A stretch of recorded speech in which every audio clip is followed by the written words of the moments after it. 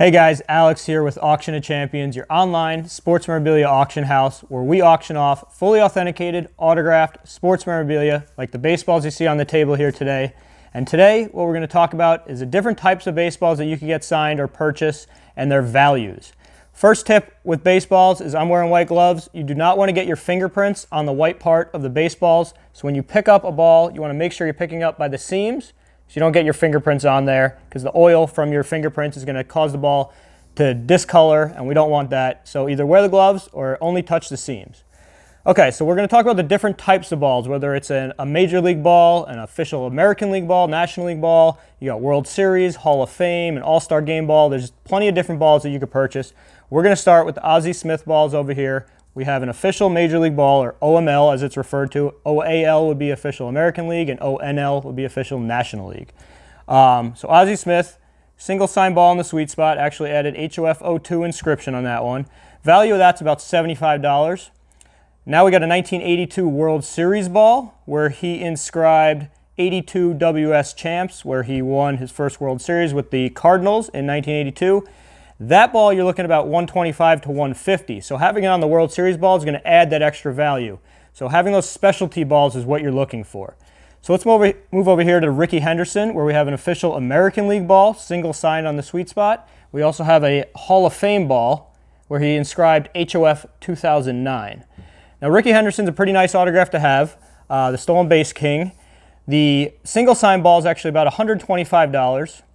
Hall of Fame ball is about $175, but having that extra inscription on the ball where he wrote HOF 2009, that's going to bump it up to about $225. So pretty significant difference from the just single sign ball to the inscribed Hall of Fame ball. Okay, let's move on to another World Series ball. This is kind of like a current player we're going to talk about, where the value is going to be pretty significant to have. This is Howie Kendrick of the Washington Nationals, 2019 World Series ball. World Series champion, obviously. A single signed Howie Kendrick ball and just a regular official Major League ball, you're looking at probably about $20 to $25. But the World Series ball is going to significantly increase the value of your ball. You're looking at about $75 for the World Series ball. So 3 times as much is pretty significant. So if you're going to go to, say, spring training, get a ball signed by Howie Kendrick, you're going to want to grab a World Series ball. It's going to cost you a little bit extra at the beginning, but that value is going to be there at the end when you get it signed. Okay, lastly, we're going to move on to a little bit older balls. We got Hank Aaron here. So in 2000, baseball moved to official Major League balls. Before that, it was National League balls and American League balls, and each president of the league was stamped onto the ball. So when you're looking at older players, you want to stick to the era that the player played. That's going to be your most valuable ball. So Hank Aaron played in the 50s through about 76. I think it was 54 to 76. So the presidents at that time were Warren Giles and then Charles Feeney.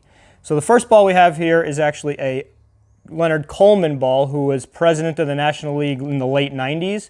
That ball is worth about $150. Hank Aaron's a great piece to have in your collection. So a great starter Hank Aaron ball is any official Major League ball. You go to a Bobby Brown president ball, Leonard Coleman, any of those guys is about $150. Then you move on to the Charles Feeney ball. What we have here is actually a Hank Aaron and Al Downing dual sign ball. Al Downing is actually the pitcher who gave up home run number 715 to Hank Aaron to break Babe Ruth's record in 1974. So we're talking about just single sign Hank Aaron's right now. So if you have a Charles Feeney ball, which is around the 70s era, that's going to raise the value to about $250 to $300. Now if you move to Warren Giles, the president of the National League, earlier than that, when Hank Aaron started playing, that's going to significantly raise the value. You're looking at $400 plus for a Warren Giles autographed Hank Aaron ball. Much rarer to have one of those.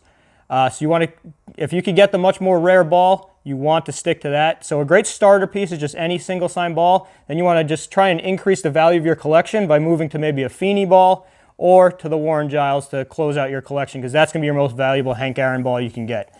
Any questions you guys have about the different eras of balls, feel free to contact us. We can try to narrow something down. There's different presidents had different values.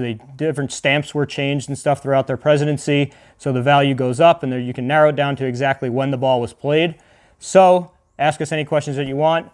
Appreciate you guys watching this video. Check out auctionofchampions.com for all your sports memorabilia needs. And check out our YouTube video for more content. And we'll see you guys soon. Bid like a champion.